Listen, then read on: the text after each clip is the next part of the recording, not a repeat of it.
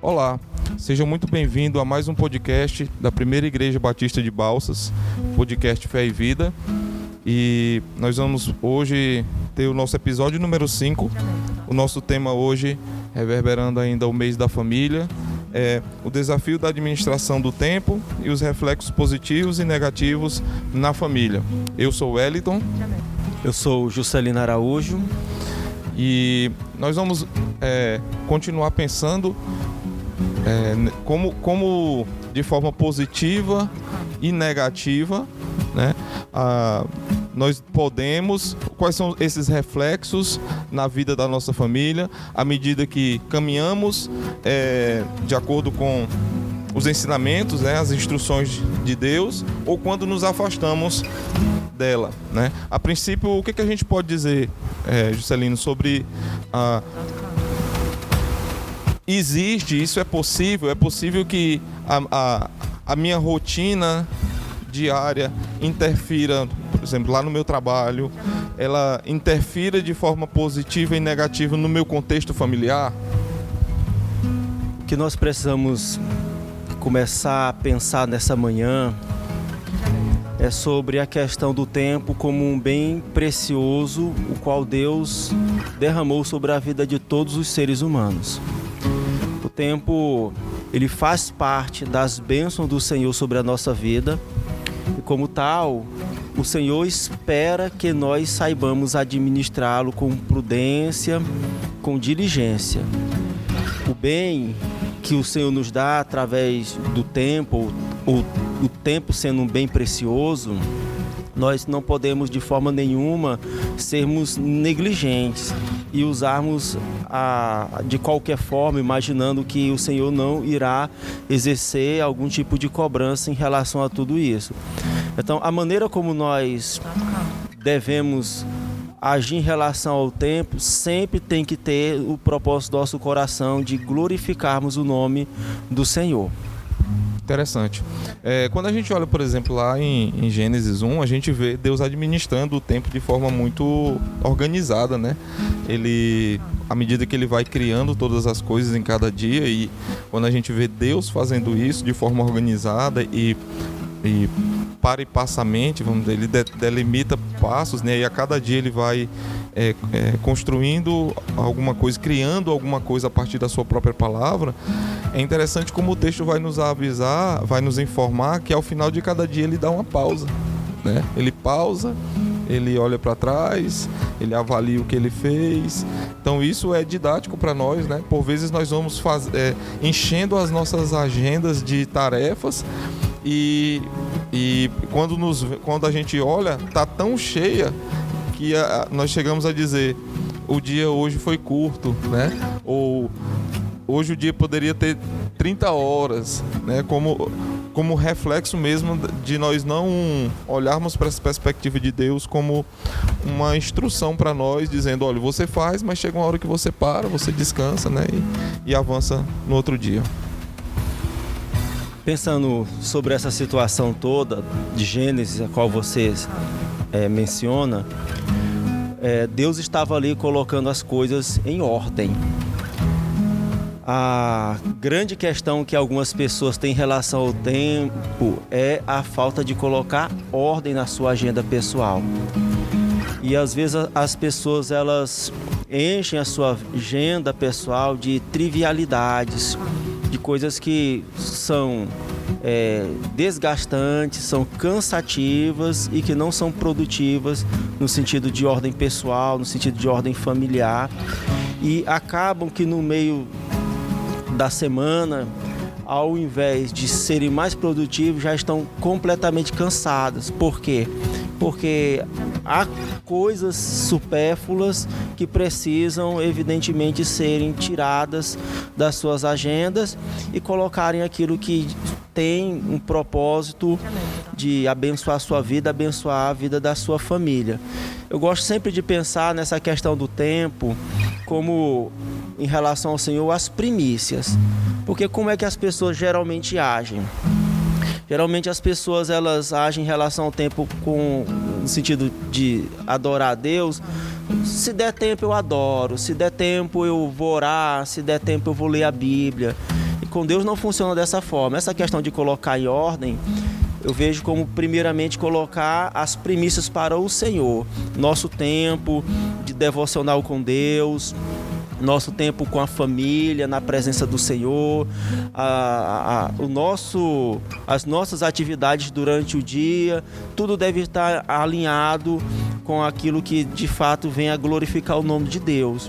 E não colocar o Senhor em segundo plano, mas administrar o tempo colocando sempre a sua igreja, aquilo que pertence à vida espiritual como primazia. Eu estava lembrando, enquanto você falava de pôr em ordem, eu estava lembrando do texto de Paulo aos Efésios, quando no capítulo 4, ali a partir do verso 25, ele vai dizer de coisas que precisavam ser tiradas da vida e coisas que precisavam ser colocadas no lugar daquelas que estavam sendo tiradas, né? Ele fala, por exemplo, lá, deixar de mentir e passar a falar a verdade, deixar de roubar e passar a trabalhar, o que nós chamamos de despojar e revestir. E pegando isso como princípio, a gente pode entender que por vezes é isso que vai precisar fazer, né, na administração do tempo, né? Tirar coisas que não são produtivas e colocar naquele lugar uma coisa que seja produtiva, a fim de que tenha resultado não só para a sua vida, mas também para a vida daqueles que estão ao seu redor, né? Com certeza. Pegar uma caneta, um papel e anotar as coisas que tem por serem feitas durante aquele dia, de repente até numa projeção mais elevada durante a semana, e avaliar aquilo que deve ser tirado e coisas que devem ser acrescentadas. Porque além de nós, de maneira geral, infligirmos a questão do nosso relacionamento com Deus por conta de buscar um ativismo desesperado, muitas vezes a nossa família também é afetada com essa falta de administração do nosso tempo. Como eu mencionei a princípio, é um bem precioso que Deus derramou sobre todos os seres humanos. Não há segredo em relação a isso, não há mistério. Deus deu 24 horas para cada ser humano. A administração fica por nossa conta, porém nós também iremos prestar conta da maneira como nós administramos o nosso tempo. Não adianta ficarmos orando a Deus pedindo que o nosso dia seja de 25, 26 horas, de 30 horas. Não vai acontecer. O que nós temos que fazer, de fato, é organizarmos o tempo e entendermos aquilo que a palavra do Senhor nos ensina em Eclesiastes 3, versículo 1, para tudo há uma ocasião e um tempo para cada propósito debaixo do céu. Tem tempo para todas as coisas. O que está faltando de fato é organização. É isso mesmo. Pecamos porque damos ouvidos à voz do mundo, né? E das coisas que são colocadas à nossa frente e deixamos de ouvir a voz de Deus. É muito claro o texto aí. Inclusive, hoje pela manhã, na nossa EBD, eu falei um pouco sobre um momento da história de Jesus, lá em Marcos capítulo 1, verso de 35 a 39, que trata... Nós vemos ali um texto que aparece no meio de várias atividades que Jesus vinha fazendo. Curas, milagres, e a cada vez que ele ia realizando coisas, a multidão ia aumentando, né? E chega um momento, então, em que Jesus se afasta, vai orar. Quando ele volta desse momento de oração, como de costumes, os evangelhos vão falar disso, né? Desse tempo de costume que Jesus tinha para orar. Quando ele volta, os discípulos e uma multidão estão procurando eles, assim, onde é que o Senhor está? A multidão está procurando o Senhor, tem mais gente para ser curada.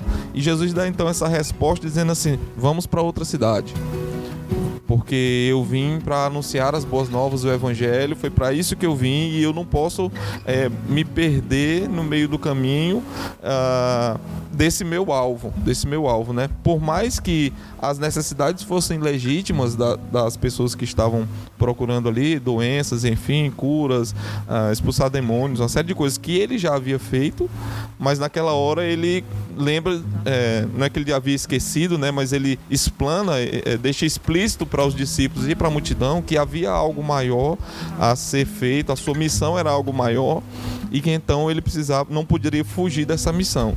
E por vezes, acho que voltando aqui, ainda dentro de tudo que a gente tem falado, falta para nós essa compreensão de que há algo maior, né? Que a gente não se apegue às coisas dos afazeres do dia ali. Não é um chamado aqui à procrastinação, não é um chamado à preguiça, mas para nos lembrarmos de que existe algo maior, Deus nos criou para a sua glória e tudo que nós fazemos é para a sua glória. Perfeito, pastor. Eu concordo plenamente com a sua fala em relação a isso.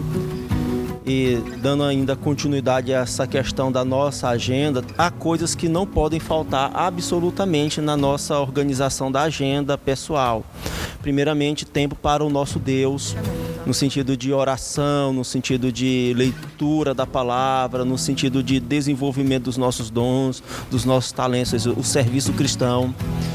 Deve haver na construção da nossa agenda um tempo específico para o nosso cônjuge ou família em geral, nossos filhos. Nós não podemos ser negligentes nesse ponto. Deve também haver um período para o nosso descanso físico e descanso mental, porque às vezes o nosso corpo está parado, mas a nossa mente ela está trabalhando de uma forma muito rigorosa, muito rápida, muito forte. E isso traz certamente algumas sequelas para o nosso bem-estar físico. Na construção dessa agenda também deve haver um tempo para nós estarmos com os nossos amigos, com os nossos conhecidos, e o tempo de produção, que é de onde o Senhor derrama as suas bênçãos para que nós tenhamos o pão de cada dia, as vestes, e consigamos alcançar os bens que nós temos como desejo no nosso coração. Então, quando a gente olha para uma estrutura de agenda, é como se a gente fosse fazer o orçamento familiar dentro daquilo que é para nós adquirirmos dentro de um supermercado, etc. O que é supérfluo, o que não é, o que a gente pode levar, o que a gente não pode. Então, essas coisas que foram mencionadas aqui, elas precisam estar na nossa agenda, na nossa maneira de viver diariamente, semanalmente, mensalmente. Sem contar que o nosso coração é uma fábrica de ídolos, né? E por vezes, você tocou no ponto aí dos sonhos, né? Dos desejos pessoais. E por vezes, nós brigamos com a agenda porque colocamos esses sonhos acima de Deus, né? Eles tomam um lugar em nosso coração, um lugar que é exclusivo para ser do Senhor. Nós colocamos esses desejos, esses sonhos. Não é errado ter sonhos, eles só não podem tomar um lugar que não é deles, né? E quando isso acontece que eu preciso fazer mais coisas, eu preciso produzir mais, eu preciso conquistar mais, nem que para isso coisas sejam afetadas. Eu ainda incluiria dentro da sua agenda aí o nosso primeiro tema mensal, que foi o culto doméstico, né? Então, fora tudo que já foi falado, nós precisamos incluir tempo para o culto doméstico. Então, percebe que há uma agenda positiva que precisa de tempo para que nós a desenvolvamos, que são essenciais, como você falou do supermercado aí. Tem coisas que nós podemos não levar, mas tem coisas que não tem como não levar, né? E assim também é na nossa vida, à medida que a gente entende o que é prioridade, entende que é algo maior, entende que Deus nos chamou para um propósito maior. Esse propósito maior, ele é primeiro, ele é primordial. As outras coisas são secundárias, inclusive trabalho, né? Desse ponto de vista de que eu trabalho para a glória de Deus e não para necessariamente, tão somente para o meu bel prazer, né? Adquirir coisas e realizar coisas. Mas eu ainda incluiria aí o culto doméstico. Dando um pouco mais de reflexão sobre essa questão, o nosso exemplo maior para todas as coisas é a pessoa do nosso Senhor e Salvador Jesus Cristo. E como o Wellington aqui mencionou, Jesus ele sabia organizar a sua agenda. O pano de fundo da agenda de Jesus era fazer a vontade do seu Pai.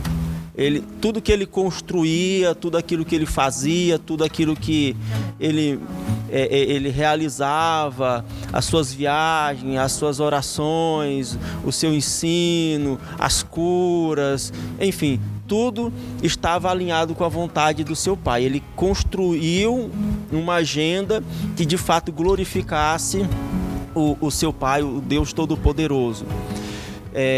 Jesus ele tinha tempo suficiente para orar, orava pelas madrugadas. Jesus tinha tempo para ensinar os seus discípulos, ensinava em todas as ocasiões, caminhando em momentos de oposição contra os fariseus e a elite religiosa que enciumados perseguiam a Cristo. Ele ensinava através das curas, ele fazia a sua agenda uma realidade que contemplasse de fato a vontade do seu Pai.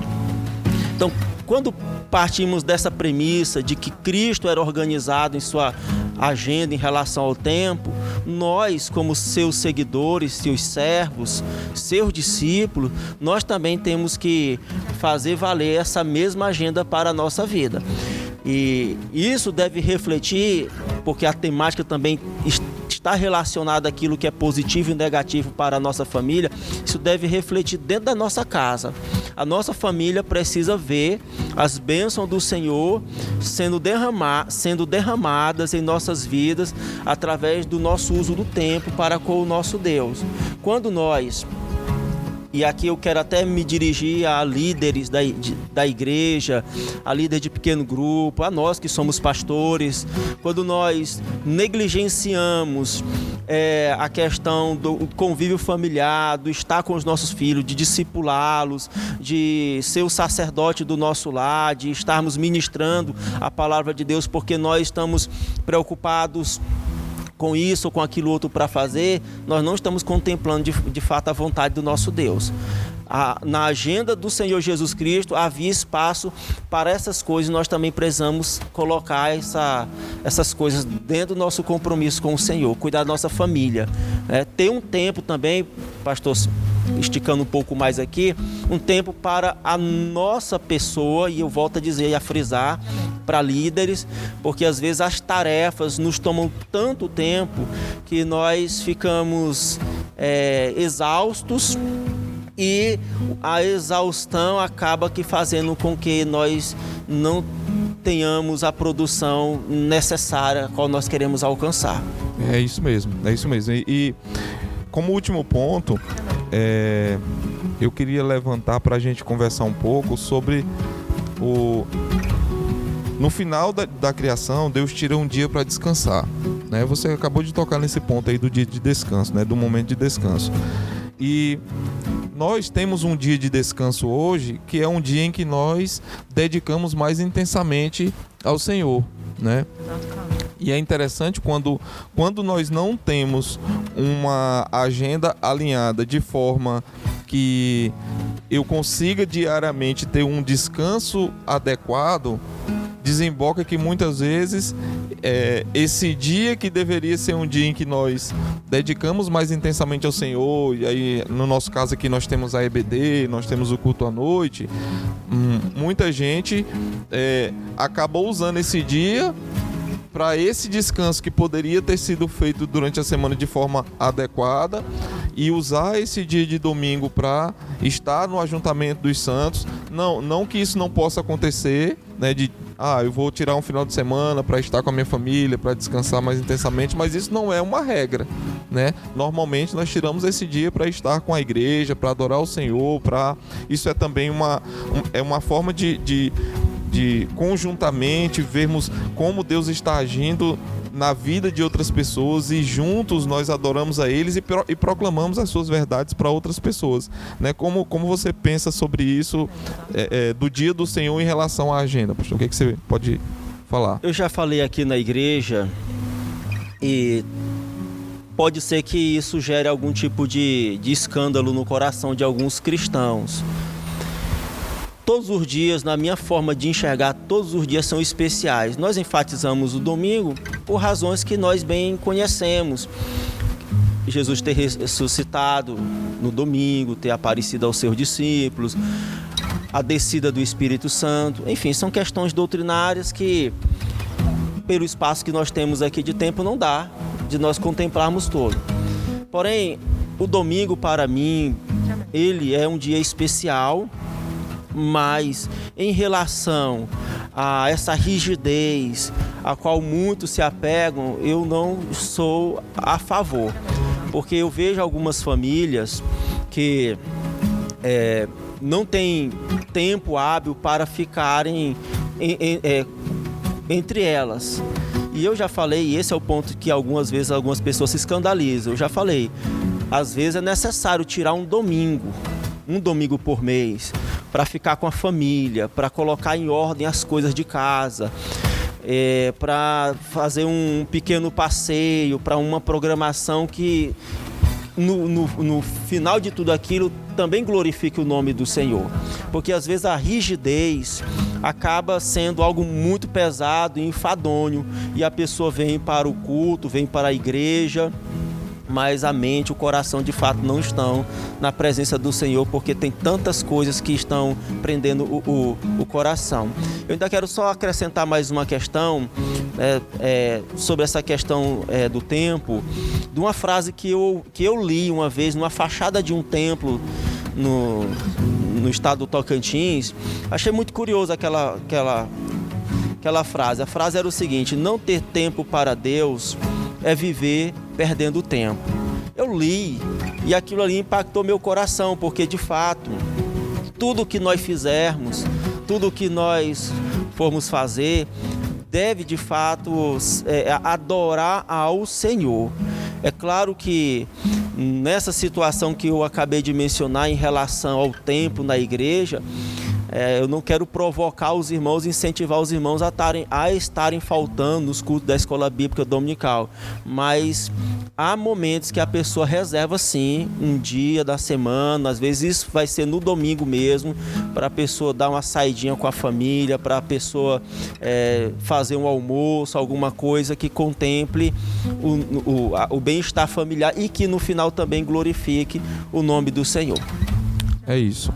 Bom, a gente vai encerrando por aqui nosso 5º podcast. Lembrando esse é um podcast da Primeira Igreja Batista de Balsas. Nós, além de produzirmos esse material com a intenção mesmo de que seja uma bênção para a sua vida e para a vida da sua família, convidamos você para, se de alguma forma nós pudermos cooperar com você, lhe ajudar de alguma forma, tirar dúvidas, ou mesmo convidar você a vir a um dos nossos cultos. Na quarta-feira nós temos o culto de oração às 19h30, temos a EBD no domingo pela manhã às 8 da manhã e o nosso culto de celebração a partir das 19 horas. Então nós nos colocamos à sua disposição, e se houver algo que talvez não tenha ficado tão claro, se você quiser deixar o seu comentário aí no YouTube ou nos mandar uma mensagem para que a gente possa continuar cooperando, nós nos colocamos à sua disposição.